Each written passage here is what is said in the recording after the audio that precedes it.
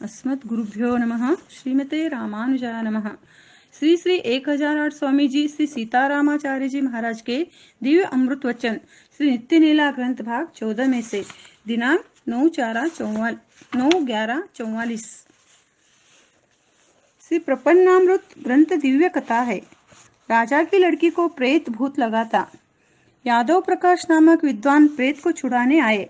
प्रेत बोला कि तुम पूर्व जन्म का हाल बताओ, तो वह यादव प्रकाश नहीं बतला सके। तब प्रेत बोला कि तुम हमारा कुछ भी नहीं कर सकते हो। उस प्रेत ने स्वयं बताया कि मैं पंडित था और विद्वानों से शास्त्रार्थ वाद विवाद किया करता था, दूसरे विद्वानों से द्वेष किया करता था। बस उसी बुरे कर्म का फल मिला कि मैं प्रेत हुआ हूँ। तुम्हारा पूर्व जन्म मैं जानता हूँ। तुम बिलगोह होकर बिल में रहते थे। कोई एक श्री वैष्णव के झूठे पत्तल का प्रसाद तुमने खाया, तो उस प्रसाद के प्रभाव से तुमको ब्राह्मण का शरीर आज मिला है। तुम मेरा कुछ भी भला बुरा नहीं कर सकते हो। तब वह राजा जी श्री रामानुज स्वामी जी को प्रार्थना करके अपने यहाँ बुलाया और श्री रामानुज स्वामी जी कृपा किए तो उस प्रेत का उद्धार हो गया और राजा की लड़की अच्छी हो गई। श्री गोस्वामी तुलसीदास जी कहते हैं कि तुलसी एक राम की भक्ति बिना उस सुंदर नारी की नाक कटी है। श्रीमद् भागवत एकादश स्कंद तथा श्री गीता जी में बताया है कि आत्मा ही आत्मा का बंधु है और शत्रु भी है। आज हमको ऐसा सुंदर शरीर मिला है और सब जुटान भी जुटा है, तब भी भगवान की तरफ नहीं लगते हैं। यही तो हम अपनी आत्मा के शत्रु का काम कर रहे हैं। यदि हम अंधे, लूले, लंगड़े और पेट भरने के लिए मोहताज होते तो कैसी दुर्दशा भोगते। भगवान की कृपा से सब जमावट ठीक है, तो हमें आत्मा के बंधु बनना चाहिए। भगवान प्राप्त हो उस लक्ष्य तक पहुंचने का प्रयत्न करना चाहिए। भगवान जब हमें खूब दे रहे हैं तो हम भी देना सीखे। देने से घटेगा नहीं, अनाचार करने से ही घटता है। प्रभु की सेवा के लिए देना, भागवतों की सेवा में देना, किसी भी गरीब मनुष्य को देना, तभी भगवान के दिए धन की सफलता है। भगवान का दिया हुआ बहुत है। यदि 1 साल या 2 साल कुछ घाटा भी हो जाए तो भी जो बने सो शक्ति अनुसार देते ही रहना। भगवान कृपा कर देते भी हैं और हरते भी है। जब तक पास है भगवान की चीज से भगवान की और भागवतों की सेवा कर ही लेना चाहिए। यह स्वरूप सुधारने वाला विषय है और प्रधान विषय को भी नहीं भूलना चाहिए। प्रधान विषय यह है कि भगवान का परम पद कैसे प्राप्त हो। खाना पीना, स्त्री पुत्र, घर धन, यह सब सच्चा फल नहीं है। बड़े राजा महाराजाओं का कैसा वैभव था, वे कहाँ गए? आज तो उनके कब्र संगमरमर के देखने को मिलते हैं और हजारों लाखों के नाम का पता तक नहीं कि कौन कब कैसे हुए थे।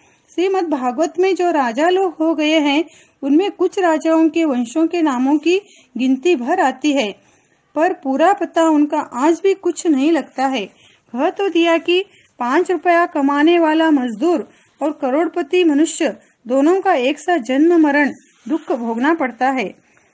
मकान, धन, मोटर आदि साथ में कुछ नहीं जाता। ये सब कुछ जुटान बीज का चमत्कार है।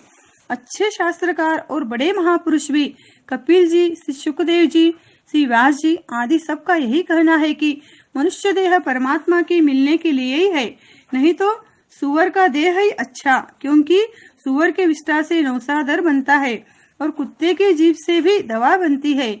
हाथी के हड्डियों की चूड़ी बनती है जिसे स्त्रियां पहनती है। हड्डियों के खिलौने तथा अन्य सामान बनते हैं। जानवरों के शरीर के हाड़, मांस, चमड़ा, केश, खून और सींग आदि, गोबर और पेशाब तक सब उपयोग में आता है। परंतु हम लोगों मनुष्यों के शरीर तो किसी काम के नहीं। जमीन में गाड़ दिया जाए या जलाकर राख पानी में फेंक दिया जाए, मरने पर छूने से अशुद्ध हो जाते हैं तो नहाना पड़ता है। इसीलिए सब बड़े महापुरुष यही कहते हैं कि इस मनुष्य शरीर से परमार्थ साधन कर लो, यही इस शरीर की सफलता है। बड़ों का कहना हमें मानना चाहिए। भगवान ने तो कृपा करके मोक्ष प्राप्त करने के लिए मनुष्य शरीर दिया है। गर्भ से लेकर आज तक भगवान ही हमारा पोषण कर रहे हैं। हमें तो अब यह करना चाहिए कि भगवान की शरणागति करके भगवान की कृपा के द्वारा संसार सागर से तर जाए और भगवान का परम पद प्राप्त करे। परम पद में सदा के लिए दिव्य सुख मिलता है। जितना सुख भगवान को उतना ही हमको मिलता है। सुख मिलने में दो भेद है। पहला सुख भगवान की सेवा से परम सुख प्राप्त होता है। दूसरा जो सारतर भाव वाले चेतन है उसको अनेक प्रकार के इच्छित भोग सुख परम पद में उपस्थित होते हैं। मनुष्य शरीर पाकर भगवान का परम पद नहीं मिला तो एकमात्र दुर्दशा ही भोगा।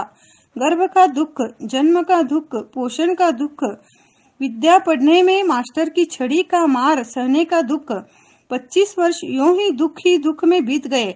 फिर नौकरी चाकरी का दुख, गुलामी बहुत बुरी होती है, व्यापार में घाटा हानि का दुख, शरीर में रोग हुआ, दुश्मन हुए, घर के मर गए। इस प्रकार कहाँ तक कहे, दुख ही दुख भोगते मरते समय मौत का महादुख भोगे।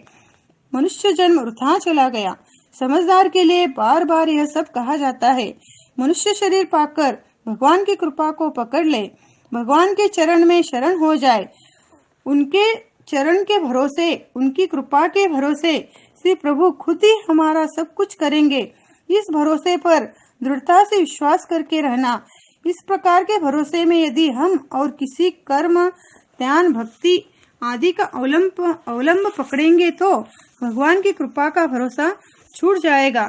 कृपा का भरोसा करने वाले के मन में यह नहीं आना चाहिए कि मैंने 4 धाम की यात्रा किया है, संध्या करता हूँ, ग्रहण और गोरक्षिणी में दान दिया हूँ, कुआं धर्मशाला दान करके बनवाया हूँ, उसमें नाम लिखवाया कि हमने बनवाया है तरने को। यदि ऐसा मन में सोचता है तो भगवान की कृपा छूट जाती है। कृपा का अवलंब दूसरे अवलंबों को नहीं सहती है। कर्म, ज्ञान, भक्ति को साधन मानने वाले को परस्पर का अवलंब सह लेते हैं।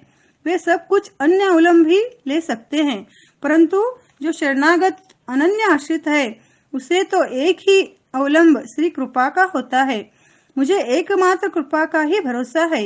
यदि मन में कभी ऐसा भी आया कि मैंने और कुछ कर्म, ज्ञान और भक्ति नहीं किया है, कैसे तरूंगा, मन में ऐसा जरा सी संशय करता है तो बस वह चौपट हो जाएगा, कृपा का अवलंब छूट जाएगा। श्री दशरथ जी पूर्व जन्म में कितना भारी घोर तप किए थे और भगवान के दर्शन करके वरदान मांगे थे, तो दशरथ जी के यहाँ भगवान अवतार लिए, भगवान को अपनी गोद में खिलाए और ऊपर से बहुत प्रेम किए, परंतु मन में सत्य को अवलंब रूप से पकड़े थे। तो परमात्मा रामचंद्र जी भगवान प्राप्त होकर और फिर छूट गए। दशरथ जी अयोध्या जी में मरे और राम राम कहते हुए मरे। अयोध्या में कोई भी सामान्य मनुष्य और निरावलंब जीव जंतु मरते हैं तो मुक्ति पा जाते हैं, परंतु दशरथ जी परम पद मुक्ति नहीं पाए, क्योंकि वे ऊपर से मरते समय 6 बार राम राम कहे, परंतु भीतर हृदय में दूसरा अवलंब सत्य का अवलंब पकड़े थे, तो परम पद नहीं मिला। दूसरा अवलंब हद का विरोधी हो गया। न अयोध्या जी, न नाम महिमा, न भगवान को गोद में खिलाना और न आगे जन्म का किया हुआ बड़ा भारी तब ही कुछ काम आया। भगवान मिलकर भी दूर हो गए। भीतर में सत्य को पकड़े थे, वह सत्य पाश बंधन हो गया। उसी बंधन में चटपटाकर प्राण दिए और देवताओं के स्वर्गलोक की गति पाए। भगवान का तो नियम है और उनका स्वभाव भी ऐसा है कि जो निज पदाश्रित जनन का इतरावलंब न सह सके, अवलंब इच्छुक पतित को पावन करन में नहीं थके। जो सब उपाय विहीन दुखिया, दीन का साधन सदा, सो अवध राजकुमार क्यों नहीं मिलत अब आकर मुदा। भगवान की कृपा का अवलंब हमने किया है तो सदा उसी कृपा अवलंब पर ही रहना चाहिए। बिना कुछ किए ही एकमात्र कृपा से हमारा परम कल्याण हो जाएगा। यदि हमने किसी दूसरे अवलंब को किंचित मन में भी ग्रहण किया तो वह हमें डुबा देगा, कृपावलंब छूट जाएगा। यह एकमात्र परम गूढ़ या रहस्यपूर्ण ज्ञान आप लोगों को बताया जा रहा है। इस पर भली प्रकार ध्यान देना चाहिए। श्री रघुनाथ जी से लड़ने के लिए रावण आया तो रघुनाथ जी ने देखा और मन में कहा कि रावण कैसा वीर है। रघुनाथ जी ने एक बाण से ही रथ, घोड़ा और धनुष को काट दिया। प्राण बचाने के लिए रावण भागा। उस रावण के हाथ में मुट्ठी के अंदर धनुष का बचा हुआ टुकड़ा मात्र था और वह भागा जा रहा था। ऐसे भागते हुए को रघुनाथ जी पीछे की तरफ से बाण मारते जाते हैं। युद्ध में ऐसा नियम धर्म है कि शस्त्र रहित निहत्थे युद्ध से भागते हुए शत्रु पर प्रहार नहीं करना चाहिए। इस बात को रघुनाथ जी जानते हुए भी रावण पर क्यों प्रहार किए, उसमें एक बड़ा भारी रहस्य था। रावण कहता है, राम जी तो महात्मा है, बिना शस्त्र वाले मुझको क्यों मार रहे हैं। श्री रघुनाथ जी एक बाण रावण के हाथ में मारे, तब वह धनुष का छोटा टुकड़ा मुट्ठी से गिर गया। तब भगवान राम जी ने कहा कि अब तू बिना शस्त्र का हो गया, नहीं मारूंगा, जाओ। रावण बहुत विद्वान था, मन में सोचकर कहा कि ओहो, मुट्ठी में धनुष का इतना टुकड़ा अवलंब माना गया। वह प्राणों को अवलंब नहीं दिया, रक्षा नहीं किया, अपितु प्राण भक्षक ही हुआ। यह उदाहरण सब शरणागतों पर लागू है। शरणागत कृपावलंब को ग्रहण किए हैं, यदि जरा भी अन्य अवलंब ग्रहण करते हैं तो रावण के हाथ में धनुष के टुकड़े के समान प्राण रक्षक तो नहीं, प्राण भक्षक बन जाएगा। जितने अवलंब है सुकृत रूप है, और सुकृत का भंडार भरना बड़ा कठिन कार्य है। एक सुकृत कर्म करने में 1000 प्रकार का पाप भी आकर घेर लेते हैं। एक पुण्य कमाने में 1000 पाप की कमाई होती है।